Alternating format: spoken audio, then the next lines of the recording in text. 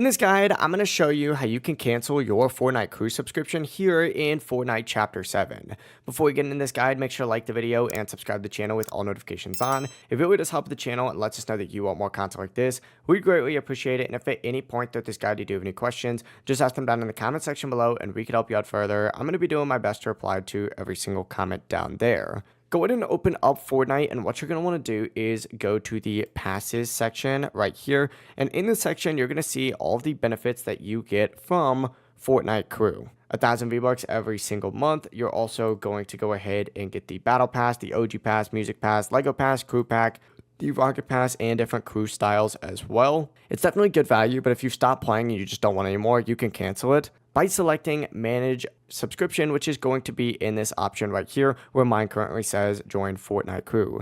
Select that, and it's going to show you your next billing date and subscription details.